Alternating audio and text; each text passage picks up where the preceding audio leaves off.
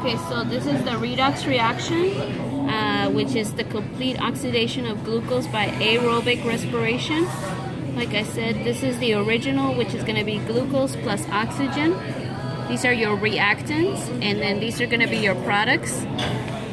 It's going to go from glucose into carbon dioxide, and it's going to go from oxygen into water. And then your products, you're going to want to receive energy as an ATP, as heat. And this is the other reactant, which is the same thing, but it's going to be that chemistry thing that we were talking about. So it's going to be 6 oxygen on this side, and then it's going to 6 carbon dioxide on this side, 6 waters on this side, and energy. And then this is how you do it. So glucose is always going to be the reactant. Oxygen is always going to be your reactants. These are going to be your products. Like I said, at the end of it all, you're going to get energy as heat, as ATP. Energy will be released, and the cell will use to make ATP. It's basically going over the same thing. Oxidation loses electrons, reduction gains electrons. The side note, an electron energy transfer could be any one of these. So if she ever says an electron or hydrogen atom or a proton, it will always be referring to the hydrogen ions.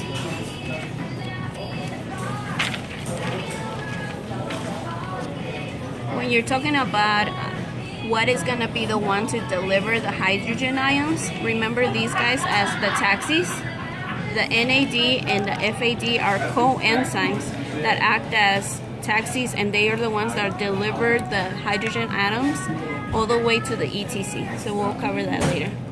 Hydrogen atom carriers, these are the carriers. They receive hydrogen atoms and deliver them to the other cells.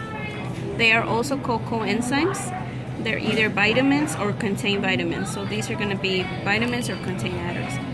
What happens when NAD and FAD get reduced? How many hydrogen electrons can they carry? So when NAD is reduced, it can carry 1 hydrogen atom and 1 additional electron. So it's going to be NAD plus 2 hydrogen atoms will turn into NADH plus hydrogen. How many reduced NAD are carried? So NAD will always carry 2 hydrogen electrons, and for every reduced NADH, you will get 3 ATP. So out of this whole thing, what you have to remember is that NAD will carry 2 hydrogen atoms. They will carry they have 2 hydrogen atoms, and they will get 3 ATP every NAD. And then for FAD, which is, like I said, also a coenzyme, those guys can also carry 2 hydrogen atoms, but this one's gonna have lower energy than NAD because they're only gonna be able to make 2 ATP. So the enzymes, now we're talking about something different. Enzymes are protein catalysts. They will help to increase reactions, to increase the products and unit time. So there's going to be more products made through in less time. How?